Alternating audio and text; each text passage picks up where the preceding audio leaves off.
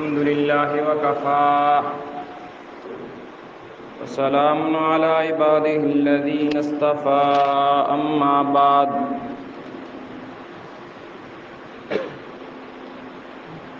فأعوذ بالله من الشيطان الرجيم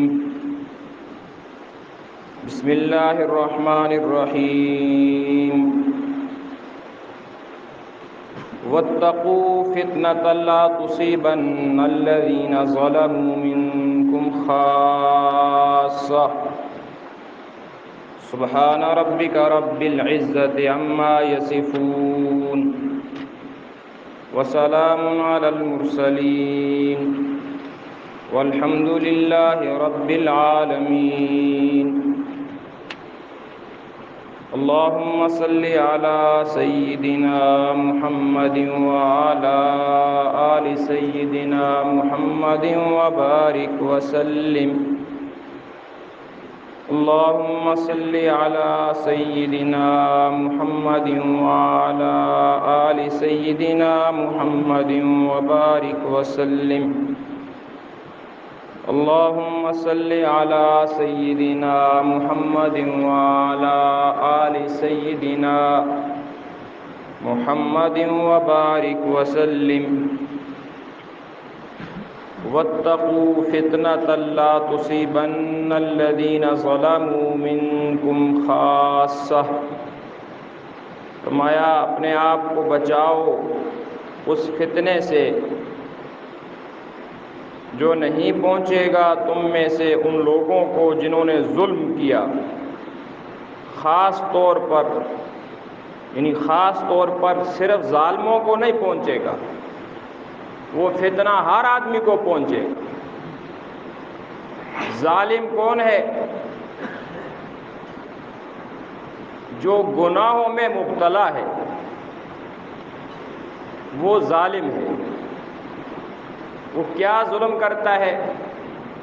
اپنے آپ پر ظلم کرتا ہے۔ ایک ظلم دوسروں پر ہوتا ہے، ایک ظلم اپنے آپ پر ہوتا ہے۔ جو گناہوں میں، فسق و فجور میں، خصوصاً ایسے گناہ جن پر اللہ کا غضب آتا ہے، اللہ کا عذاب آتا ہے، تو ایسے گناہوں میں جو مبتلا ہے وہ ظالم ہے۔ فرمایا ایک فتنہ آنے والا ہے کہ وہ فتنہ صرف ظالموں کو نہیں پہنچے گا، یعنی جب لوگ ایسا گناہ کریں گے اس کا اثر پھر سب لوگوں کو پہنچے گا۔ گناہگاروں کو تو اس لیے پہنچے گا وہ ایسے علل اعلان گناہوں میں مبتلا ہیں، اللہ کے ساتھ مقابلہ کرتے ہیں، اور جو نیک لوگ ہیں ان کو کیوں پہنچے گا؟ ان کو اس لیے پہنچے گا کہ وہ اس کے فعل پر راضی ہے، خاموش بیٹھے ہوئے ہیں، کوئی اس پر رد نہیں کرتا، کوئی اس کا انکار نہیں کرتا، کوئی اس کو سمجھاتا نہیں ہے۔ تو میرے بھائیوں، یہ فتنوں کا وقت ہے۔ ان فتنوں کی خبر اللہ کے حبیب صلی اللہ علیہ وسلم نے پہلے سے 1400 سال پہلے دی ہے۔ تو اس فتنے کے وقت میں اپنے ایمان کو، اپنے اہل و عیال، خصوصاً بال بچوں کے ایمان کو بچانا۔ نبی علیہ الصلوۃ والسلام نے ارشاد فرمایا سَتَكُونُ فِتَنٌ كَقِطَعِ اللَّيْلِ الْمُظْلِمِ، ان قریب ایسے فتنے آئیں گے جیسے تاریک رات ہوتی ہے، رات جوں جوں گزرتی ہے اندھیرا زیادہ ہوتا ہے، اسی طرح جوں جوں وقت گزرے گا فتنوں میں اضافہ ہوگا، کمی نہیں ہوگی۔ اس فتنے کے وقت میں اپنے ایمان کو بچانا۔ دیکھیں، ہم دیکھتے ہیں جو چیز جتنی زیادہ قیمتی ہوتی ہے آدمی اتنا زیادہ اس کی حفاظت کرتا ہے، جو بے قیمت چیز ہوتی ہے اس کی کوئی پرواہ نہیں کرتا، ویسے باہر چھوڑ دیتا ہے۔ لیکن جو قیمتی چیز ہے اس کی مثال خاص کر نوجوان بچوں کے لیے یہ ٹچ موبائل ہے، اس کا کتنا خیال کرتے ہیں۔ جدھر بھی جاتے ہیں سب سے زیادہ جو فکر ہوتی ہے نا وہ اس موبائل کی ہوتی ہے۔ اچھا، عورتوں کے پاس گھروں میں سونا ہوتا ہے، ان کو اس کی فکر ہوتی ہے، کہیں جانا ہو سب سے زیادہ فکر اس سونے کی ہوتی ہے، اس کی حفاظت کا انتظام کرتے ہیں۔ پھر جن کے پاس زیادہ دولت ہوتی ہے، مال ہوتا ہے، وہ اور انتظام کرتے ہیں۔ وہ کیا؟ وہ چوکیدار بھی رکھتے ہیں۔ مثال سے انسان کو بات سمجھ میں آتی ہے۔ تو اللہ تعالیٰ نے ہمیں کتنی بڑی دولت نصیب فرمائی۔ حدیث مبارکہ میں آتا ہے جس کو اللہ نے ایمان دے دیا، صرف ایک ذرہ برابر، رائی برابر ایمان ہے، زندگی میں کوئی نیکی ہے ہی نہیں اس کے پاس، اللہ اس کو اس ایمان پر اس دنیا سے 10 گنا بڑی جنت عطا فرمائیں گے۔ اور ایمان نہ ہو، ساری زندگی عبادت بھی کرتا رہے، اللہ کے ہاں کوئی عبادت قابل قبول نہیں۔ اللہ نے کتنی بڑی نعمت ایمان سے نوازا، اور دیکھیں آج ایمان کی ہم حفاظت کی فکر کرتے ہیں تو یہ فتنے کا وقت ہے۔ جس طرح کچھ لوگ جان کے ڈاکو ہوتے ہیں، آج جان کے ڈاکو کم ہیں، ایمان کے ڈاکو زیادہ ہیں۔ ابھی آپ نے سنا ہوگا، ابھی ہماری اسمبلیوں میں کیسے کیسے قانون پاس ہو رہے ہیں۔ اس ممبر پر ایسی باتیں کرنا بھی ہمیں شرم آتی ہے۔ لگتا ہے ایسا ان لوگوں کو اللہ پر ایمان ہے ہی نہیں، اللہ کے رسول پر ایمان ہے ہی نہیں ہے۔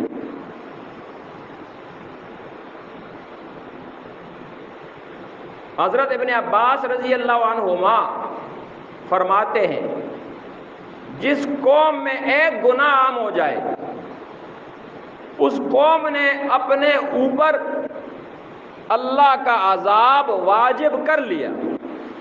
آتا کس وقت ہے اس کو پتہ نہیں، لیکن لوگ عذاب کو عذاب سمجھتے بھی تو نہیں ہیں، عذاب کی کوئی سیکھ تو نہیں ہوتے۔ یہ جو ابھی سیلاب آیا یہ عذاب نہیں ہے؟ یہ ظالم حکمران، اتنی مہنگائی، اب ایک دن کو ہم سوچتے ہیں جو بیچارہ مزدوری کرتا ہوگا وہ اپنے بچوں کا پیٹ کس طرح پالتا ہوگا۔ ابھی بجلی کے بل آ رہے ہیں دیکھو، تو یہ عذاب کے کوئی سیکھ نہیں ہوتے ہیں، یہ ساری عذاب کی شکلیں ہیں۔ تو فرمایا جس قوم میں بے حیائی عام ہو جاتی ہے، اللہ کا عذاب اس قوم پر واجب ہو چکا۔ اللہ حفاظت فرمائے۔ تو یہ ہمارا ملک ہے اسلامی ملک، اور قانون ایسے ایسے پاس کرتے ہیں کہ شاید کوئی کافر بھی اس کے بارے میں سوچ نہیں سکتا، ایسے بے حیائی کے قانون۔ تو یہ ہمارا امتحان ہے، ہمارا امتحان ہے ایمان والوں کا۔ ایمان والے کرتے کیا ہے؟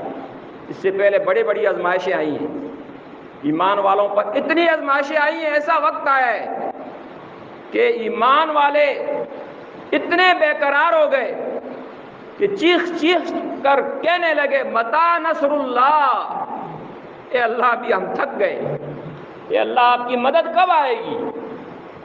متی نصر اللہ۔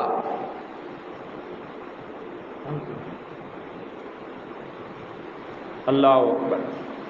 قوم لوط پر اللہ کا عذاب آیا، 2 فرشتے آ گئے خوبصورت نوجوانوں کی شکل میں، اور قوم بے حیائی کی عادی تھی، لوط علیہ السلام کے گھر پر چڑھائے۔ اب لوط علیہ السلام بڑے پریشان، بڑے غمزدہ، اے اللہ میں جاؤں تو کہاں جاؤں؟ فرشتوں نے کہا، نوجوانوں نے کہا لوط غم کرنے کی ضرورت نہیں ہے، ہم نوجوان نہیں ہیں، ہم اللہ کے بھیجے ہوئے فرشتے ہیں، بس تھوڑا سا وقت ہے، انتظار کرو، ابھی صبح کے وقت اس قوم پر اللہ کا عذاب آتا ہے۔ اور قوم کتنی ہے؟ یہ اردن کا علاقہ ہے صدوم، اس میں 5 بڑے بڑے شہر تھے۔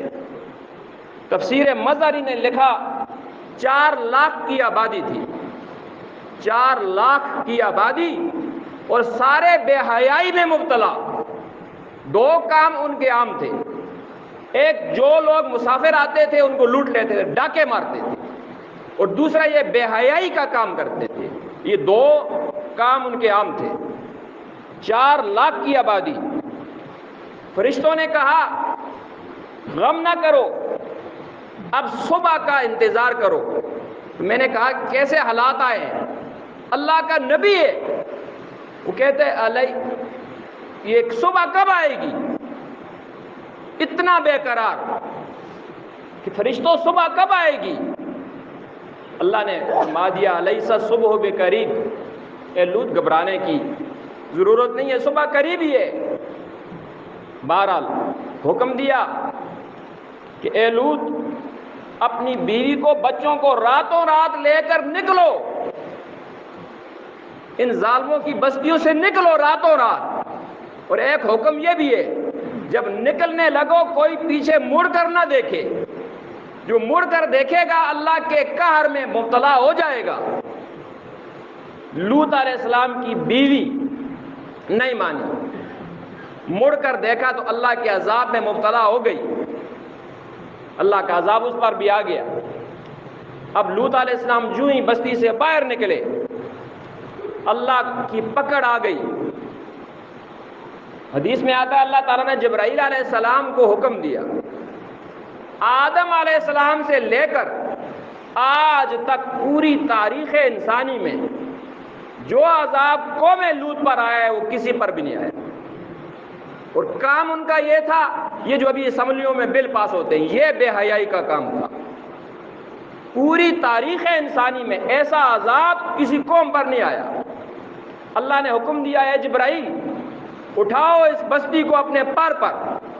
حدیث میں آتا ہے جبرائیل امین کے 600 پر ہیں، 2 پروں کو کھولیں پوری زمین مشرق مغرب پروں کے نیچے آ جائے. اللہ نے حکم دیا اٹھاؤ، بستی کو اٹھایا، ایک پر کی نوک پر اٹھایا.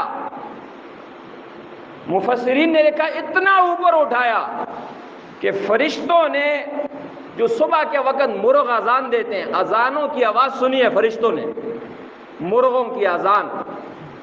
ہم سوئے ہوتے ہیں، وہ اللہ کی بے زبان مخلوق اللہ کی تسبیح پڑھ رہی ہوتی ہے، تو فرشتوں نے مرغوں کی اذان سنی. پھر حکم دیا اوپر لے جا کر اس کو الٹ دو، الٹا. اور روایت میں آتا ہے پھر اللہ نے پہلے پتھروں کی بارش کی ہے.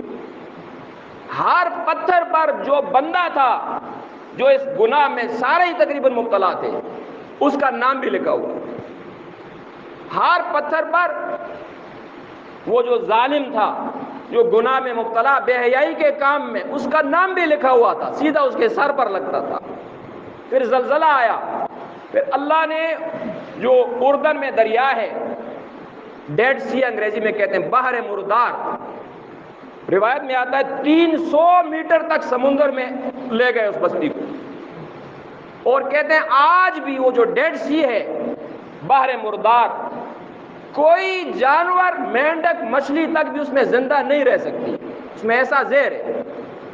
اللہ تعالیٰ نے یہ عذاب اس بے حیا قوم پر نازل کیا. اللہ حفاظت فرمائے. میں نے عرض کیا فتنوں کا وقت ہے بہت. اب فتنوں سے بچیں گے کیسے؟ اللہ تعالیٰ نے فرمایا یا ایھا الذین آمنوا اتقوا اللہ، اے ایمان والو تقوی اختیار کرو، گناہوں سے بچو. اے اللہ کیسے بچیں؟ جدھر بھی جاتے ہیں یہ کفر ہے، یہ بے حیائی ہے، یہ گناہ ہے، یہ اللہ جائیں تو کہاں جائیں؟ اللہ تعالیٰ نے فرمایا آسان کام ہے، کر سکتے ہو تو ہے آسان. کیا؟ کونوا مع الصادقین. ساتھ حکم دیا کیا کرو؟ کونوا مع الصادقین. علامہ علوسی نے تفسیر روح المعانی میں لکھا اے تو خالطوہم لتکونوا مثلہم، جو اللہ کے نیک بندے ان کے ساتھ ٹچ ہو جاؤ. اللہ کے نیک لوگوں کے ساتھ اپنا تعلق بنا لو، جہاں جدھر بھی رہتے ہو. تبلیغ میں بھیجو بچوں کو، تبلیغ میں بھیجو، ایمان بچ جائے گا. جہاں جہاں رہتے نیک علماء ہیں ان کے ساتھ خود بھی بیٹھو، اپنے بچوں کو بھی بٹھاؤ. اللہ فرماتے ہیں کہ کونوا مع الصادقین، کوئی مشکل بھی نہیں ہے. ان نیک لوگوں کے ساتھ اٹھو بیٹھو، اتنا ہے اٹھو بیٹھو. تو علامہ آلوسی نے لکھا روح المعانی میں کہ تم بھی ان جیسے بن جاؤ، خود بخود گناہوں سے بچ جاؤ گے۔ یہ ایک طریقہ ہے اس ماحول میں اپنا ایمان، اپنے بچوں کا ایمان، نیک لوگوں کے ماحول میں، مجلسوں میں، جہاں جہاں رہتے، اللہ حفاظت فرمائے۔ اللہ اکبر کبیرہ۔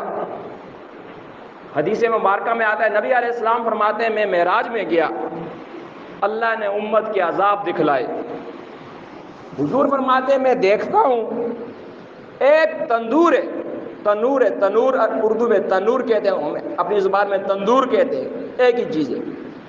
ایک تنور ہے، بہت بڑا تنور ہے، وہ نیچے سے بہت کشادہ ہے، اوپر سے منہ اس کا تنگ ہے، اس میں آگ جل رہی ہے، بڑی خوفناک آگ۔ تو جبرائیل نے فرمایا ذرا غور سے دیکھیں آپ، اس میں ہے کیا؟ حضور فرماتے ہیں میں نے غور سے دیکھا، اس میں ننگے مرد اور ننگی عورتیں ہیں۔ آگ ان کو اٹھاتی ہے، اٹھا کر اوپر لاتی ہے، بالکل منہ کے قریب، اور جل رہے ہیں، چیخو پکار کی آوازیں آ رہی ہیں، اور بالکل جب منہ کے قریب آتے ہیں کہ ایسا لگے گا باہر نکلیں گے، پھر آگ ان کو پھر نیچے لے جاتی ہے، پھر اٹھاتی ہے، پھر اوپر لاتی ہے، پھر نیچے لے جاتی ہے۔ واقعہ معراج تو بڑا تفصیلی ہے۔ بہرحال اس کے بارے میں نبی علیہ السلام نے فرمایا اے جبرائیل، ساری رات تم نے مجھے سیر کرائی، یہ مناظر دکھائے، یہ تنور میں یہ جو لوگ ہیں یہ کون لوگ ہیں؟ یا رسول اللہ یہ آپ کی امت ہے، اور آپ کی امت کے بے حیائی کا کام کرنے والے لوگ ہیں، ان کو اللہ ایسا عذاب دے گا۔ اللہ حفاظت فرمائے۔ میں نے عرض کیا ایسے ایسے باتیں ہیں آدمی زبان پر لا نہیں سکتا، تو ممبر رسول ہے، اللہ ان کو ہدایت دے، اور اگر ان کے مقدر میں ہدایت نہیں ہے تو اللہ ان ناپاک اور ان خباثت کا ذہن رکھنے والے ہیں، داریہ ذہن، اللہ ان کے ناپاک وجود سے ہمارے ملک کو پاک کرے۔ ہم مسلمان ہیں، ہم اللہ پر ایمان رکھتے ہیں، اللہ کے رسول پر ایمان رکھتے ہیں، ہمارے لیے اللہ اور رسول کا حکم آخری بات ہے۔ صحابہ سے جو کوئی پوچھتا تھا کوئی کام کیا، بھئی یہ کام آپ نے کیوں کیا؟ ایک جواب ہے بس، آگے عقل نہیں چلتی ہے۔ صحابہ کہتے تھے ہاکذا رأیت رسول اللہ صلی اللہ علیہ وسلم یفعل کذا، میں نے رسول اللہ کو کرتے دیکھا ہے بس۔ بھئی کیوں کرتے ہو؟ بھئی میں رسول اللہ کو ماننے والا ہوں، میں نے رسول اللہ کو کرتے دیکھا، اسی طرح کروں گا۔ حضرت عثمان غنی رضی اللہ جا رہے ہیں، مکہ والوں سے صلح ہو رہی ہے، حدیبیہ میں سلوار ٹخنوں سے اوپر ہے، لے جانے والے کہہ رہے ہیں جی یہ سلوار ٹخنوں سے ذرا نیچے رکھیں، یہ لوگ اس کو حقیر سمجھتے ہیں مکہ والے۔ فرمایا ہاکذا عزرت رسول اللہ صلی اللہ علیہ وسلم، یہ جواب دیا۔ اور بھائی میرے نبی کی سلوار یہاں ہوتی ہے، ٹخنوں سے اوپر ہوتی ہے، بس تو عثمان کی سلوار بھی ٹخنوں سے اوپر ہوگی، کوئی جلتا ہے یا مرتا ہے مر جائے۔ یہ مسلمان ہے، مسلمان اس کو کہتے ہیں۔ اللہ رسول کا حکم آخری ہے تو اللہ ان کو ہدایت دے۔ یہ مسلمانوں کے ایمان کے ساتھ کھیلتے ہیں، اللہ کے قہر کو، عذاب کو دعوت دیتے ہیں۔ اللہ تعالی ہمارا ایمان سلامت کرے۔ میں نے عرض کیا ہم جو اپنے بس میں وہ تو کریں، جہاں جہاں رہتے ہو نیک لوگوں کے ساتھ، تبلیغ والوں کے ساتھ، علماء کے ساتھ، صلحاء کے ساتھ اٹھنا بیٹھنا رکھیں، تو خاتمہ بھی ایمان پر ہوگا، اللہ ایمان کی حفاظت کریں گے، بچوں کی بھی ایمان کی حفاظت کریں گے، گناہوں سے اللہ بچائیں گے۔ اللہ تعالیٰ میں عمل کی توفیق نصیب فرمائے۔